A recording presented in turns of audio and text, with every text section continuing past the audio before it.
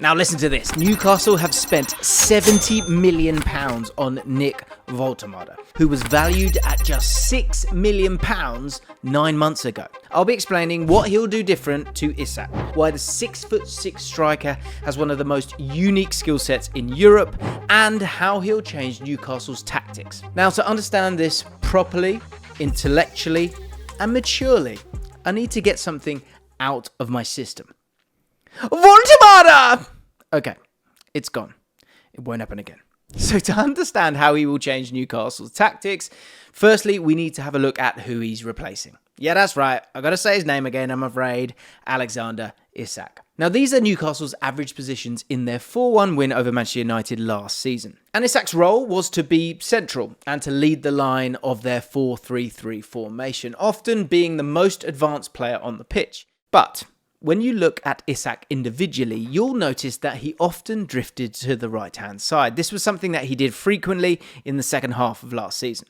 So the question, of course, is why did he do this and why was it so important tactically for Newcastle? Well, this was down to Newcastle's field tilt in this game, often trying to drive play down the right-hand side with Isak, Murphy and Guimaraes, and Trippier as well, looking for short interchanges, and this meant that they outnumbered the opposition in this area on the right-hand side, and often allowing for a free man in possession with Trippier here receiving zero pressure. Coupled up with Bruno Guimaraes making a run to the right wing to drag Eriksen away, and it led to Newcastle opening up Isak, who peeled away from goal rather than looking to move into the box. And it gave him time to receive the ball, play into Tonali, who drives into the right side half space and finishes. So with that understanding established, how does Woltemade play and what does he offer Newcastle? Well, the first thing to notice is the spaces that he picks up in build-up. This is super interesting, I think, because this is a type of run that you'd see Alexander Isak make. But that's not even Woltemade. This is. And this is Woltemade's desired position. In this game, he lined up in a 4-4-2 next to Nelson Viper. This often led to him being more of a second striker, making secondary movements behind Viper, which was entirely by design.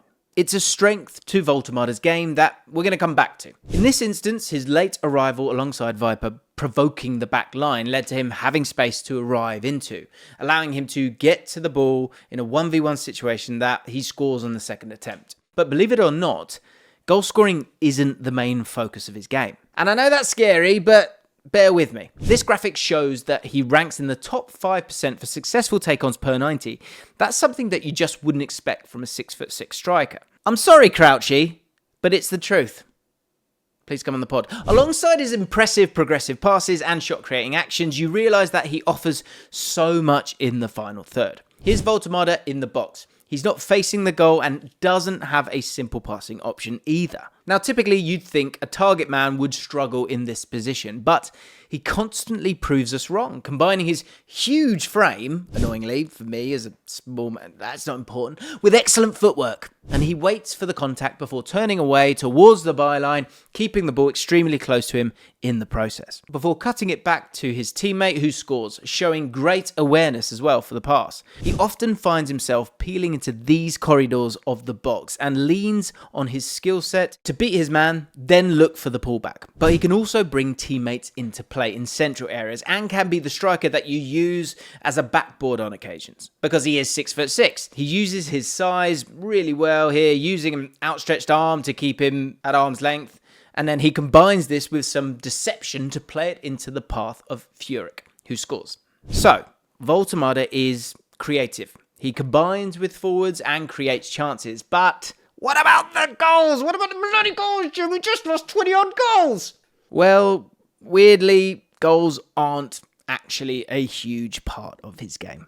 His 12 goals last season didn't even make him Stuttgart's top scorer. His best return before that was 10 for German third-tier side Elversborg. Never heard of him either. So let's analyse the very few goals that he has. I'm joking. Let's analyse his goals to understand why Newcastle have actually spent 70 million quid on this lad. So, Woltemade is being basically wrestled with here, with the defender applying really high pressure. But Woltemade uses his strength to his advantage. He rolls the centre-back and shrugs him off. And the timing of the shot is really clever. He waits for the goalkeeper to rush out and strikes when he's caught in no man's land, opening up the right corner to finish. For this next goal, you can see Woltemade with his hand up, demanding the ball to be played behind into space. Now, the ball works its way into the box. He then lays it off with his back to goal and immediately receives it back. Shrugs off another defender, which is again a really good sign. It's nice to have that, isn't it, in a striker? Especially when he's 6'6", you'd be gutted otherwise, wouldn't you? And then demonstrates his incredible ability to cleanly strike on the half turn, something that not every striker is capable of. And that is a great example of his ability to lead the line. And trust me, we've saved the best until last, because here he combines all the good parts of his game into one. Now, Woltemade here has dropped off from the centre-backs to allow him to receive the ball in space, something that is very common for him to look to do. He immediately turns his back to the onrushing Wolfsburg defensive midfielder, who collapses at the prospect of even trying to tackle him. And after doing so, he instantly gets his head up and he isn't looking at the ball, a sign of a player extremely comfortable with the ball at their feet. A great touch for a big lad, you might say. The OGs know. Now, he then takes a few small touches, keeping the ball close to his feet in the process, prompting the centre-back to stand his ground and become flat-footed in the process. Woltemade then makes the slightest of feints to his left, before then moving the ball to his right. And I don't use this word a lot, but it's a move that bamboozles the centre-back. After bamboozling, he then uses the instep of his right foot to move the ball away from the next defender. This also makes it impossible for the defender to cleanly win the ball without cleaning out Woltemade in the process. And then he uses his left foot to then bring the ball back across. And honestly, some of the body positions that he puts the Wolfsburg defenders in, it's hilarious. And now 3 players are all trying to tackle him, bearing in mind that he's already shrugged one player off earlier in the move and also sent the centre-back for bamboozlement therapy. It's a thing. Now there are 3 players who are desperately trying to win the ball from him. But to put it simply, they can't. And he scores. Woltemade's body shape and the way that he uses it, it really sells his actions, and his actions are very unique to him. Respectfully, his gangly perception gives the defenders the preconceived idea that he's predictable. But it's the complete opposite. So you know Woltemade, the man and the player, but how exactly will he change Newcastle's tactics this season? Well, with everyone fit, the team could likely line up like this. And in attack, it could look something like this.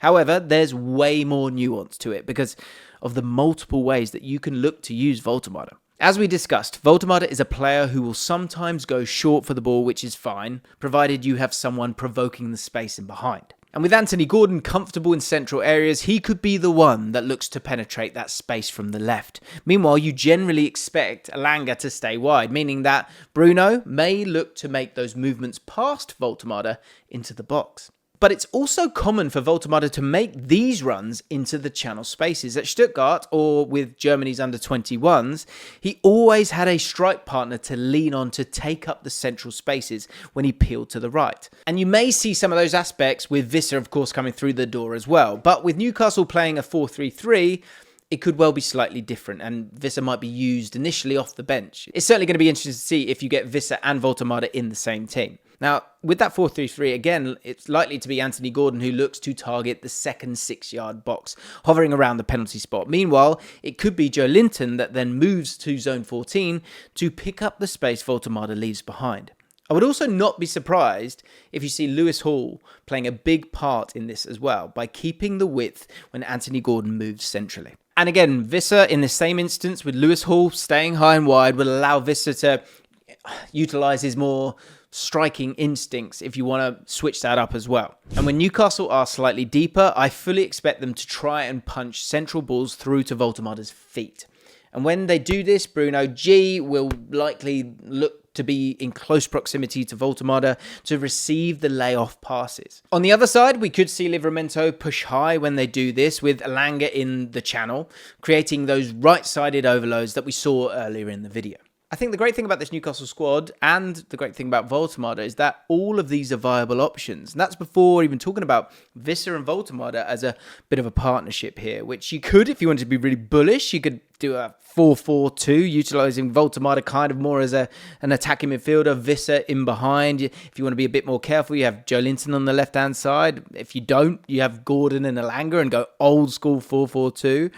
Would Eddie Howe be kind of brave enough to do that? I'm not totally sure, but it's options, right? And if you need to go and win a game, or also if you've got some injuries amongst all of this, the Newcastle squad is so much better equipped than it has been for a long time. And of course, with Champions League football on the horizon, that's going to be crucial. And that mix between Visser and Woltemade, with Gordon and Joe Linton, Harvey Barnes in there as well, Langer on the right-hand side, Trippier or Livramento, or Livramento maybe on that left-hand side. The options are really there for them. Newcastle have so many ways of utilising Woltemade and now utilising their team, and it allows for great adaptability. And so the point of the arrow is maybe not as sharp, but actually maybe you've swapped in an arrow for a Swiss Army knife. Hopefully that makes sense. Or a German Army knife. Thanks for watching.